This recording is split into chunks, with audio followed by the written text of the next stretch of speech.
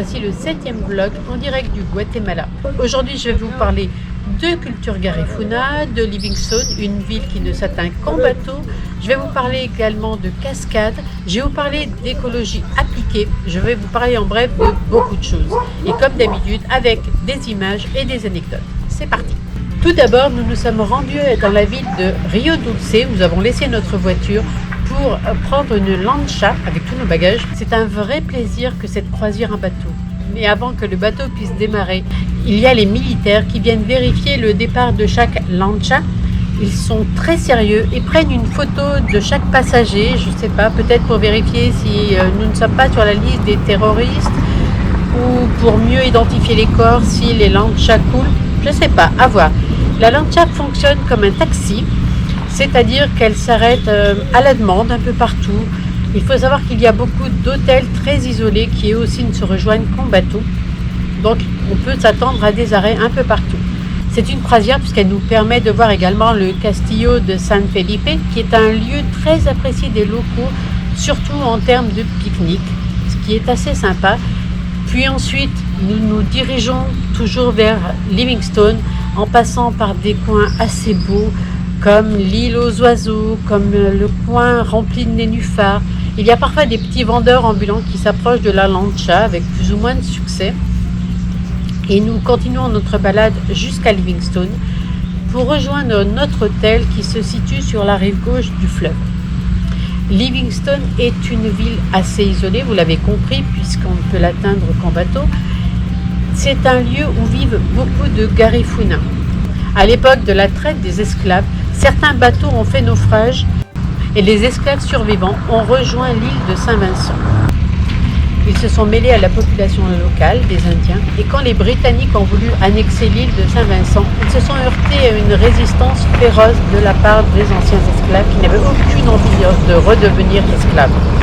Les Britanniques ont fini par vaincre les Garifuna et comme ils ne souhaitaient nullement conserver sur leur sol des éléments potentiellement dangereux et perturbateurs, ils les ont exilés sur une petite île du Honduras, très inhospitalière où beaucoup sont morts. Ceux qui ont réussi à survivre ont regagné les côtes Caraïbes, que ce soit du Honduras, que ce soit du Guatemala ou du Nicaragua. Il y a donc une forte concentration de population Garifuna ici, à Livingstone. Le langage Garifuna mêle aussi bien des mots indiens d'origine arawak, les premiers indiens, des mots africains et des mots de français. Livingstone présente vraiment une atmosphère caribéenne, beaucoup de musique, beaucoup de sourires, une ambiance un peu plus décontractée encore. Un petit mot sur notre hôtel que j'ai vraiment adoré, que ce soit pour la vue, car il nous a permis d'admirer les pélicans, d'admirer le vol de tous les oiseaux, d'admirer également le travail des pêcheurs, que ce soit ceux qui relèvent leur casier ou ceux qui jettent leurs filets. Il paraît qu'il y a même un nom pour ça. Alors que j'ai plutôt tendance à aimer visiter les choses et à bouger, j'avoue que je resterai bien plusieurs jours juste à admirer la vue, à profiter du soleil, à regarder un café à la main quand même, ce qui se passe juste devant mes yeux. Point de plus pour cet hôtel, le propriétaire pratique l'échange de livres. Si vous lui donnez un livre, il vous en donne un autre dans la langue de votre choix, que ce soit l'anglais, l'espagnol ou le français. Oui, je sais, il ne faut pas grand-chose pour me séduire, mais ça marche très très bien. Une des curiosités incontournables de Livingstone, ce sont les Siete Altares, les 7 hôtels si on préfère. C'est une série de bassins en cascade, vous dépose près de la plage. Il vous reste une demi-heure à pied jusqu'aux Siete Altares, ce qui vous permettra de rencontrer beaucoup de personnes Garifuna. Elles sourient beaucoup, c'est très agréable d'admirer les oiseaux, éventuellement les bateaux. Et une curiosité locale n'était signalée nulle part, une statue de la liberté qui est sur son rocher bien isolé. Les Siete Altares sont un ensemble de bassins qui se succèdent. Il est possible de se baigner dans le premier, ce que j'ai fait bien entendu, et dans le 7e et dernier. C'est un lieu très agréable. J'avoue que je devançais Bernard. J'ai fait plusieurs longueurs dans le dernier bassin. Il y avait une famille de personnes guatémaltèques qui étaient installées là et qui ont apprécié de pouvoir me poser plein de questions, d'où je venais, de quel... Bon, mais où, toi ? d'où je venais, quel pays, ce qu'on faisait dans notre pays, ce qu'on y mangeait, est-ce qu'il y avait la mer, est-ce qu'on avait besoin d'un visa pour visiter leur pays, ce que j'avais pensé du Guatemala bien sûr, est-ce que j'avais des enfants, est-ce que j'étais mariée, etc., etc. Ils posent énormément de questions. Ils ne s'offusquent pas si vous refusez de répondre à une de leurs questions, ils apprécient l'échange. Ils répondent aussi très facilement à vos questions. Nous avons passé plusieurs jours enchanteurs à Livingstone, comme je vous l'ai dit, à rêvasser sur notre balcon, à se balader le long de la plage, à échanger des sourires avec les passants. Puis nous avons regagné Rio Dulce pour retrouver notre voiture et continuer notre route. Et nous avons fait une halte un peu plus tard à Las Conchas. Las Conchas, c'est un lieu qui, paraît-il, rivalise de beauté avec Semuc Champe, tout en étant beaucoup moins touristique. Rien que ça serait en faveur de Las Conchas.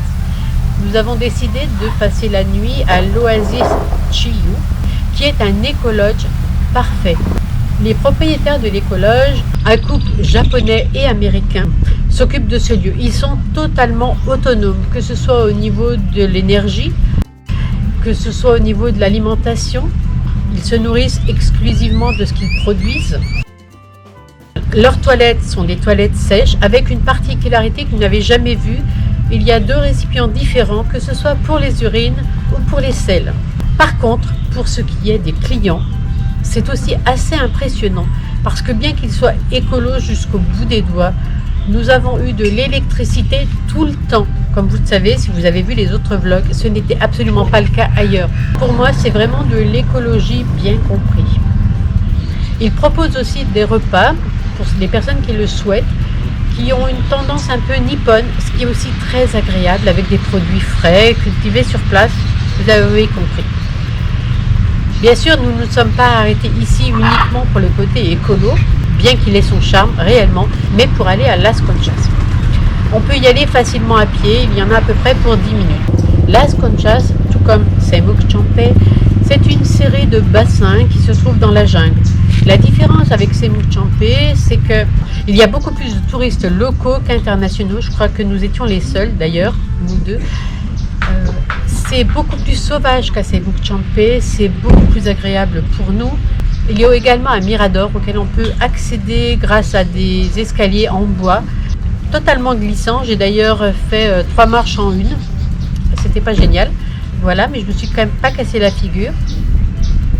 La vue est très impressionnante. Nous sommes arrivés après une très forte pluie, ce qui avait rendu l'eau d'une couleur un peu boueuse et non pas turquoise comme elle est à l'ordinaire. Mais je pense que ce site mérite d'être découvert bien plus que Semuc Champe. Si on devait comparer les deux, Semuc Champe et Las Conchas, on pourrait dire que Semuc Champe est une beauté plus évidente, plus touristique, plus exploitée également. Las Conchas me paraît être un paradis pour les locaux où les gens vivent, viennent se baigner, s'amusent.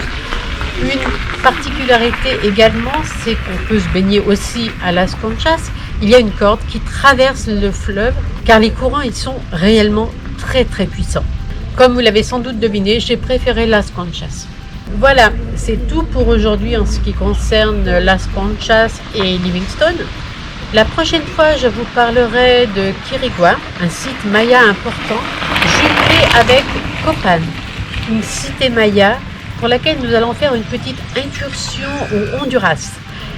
Donc je vais vous laisser comme d'habitude avec quelques images. Vous pouvez vous abonner pour voir les vlogs suivants. Vous pouvez aller voir les vlogs précédents si vous en avez envie. N'hésitez pas à laisser des commentaires.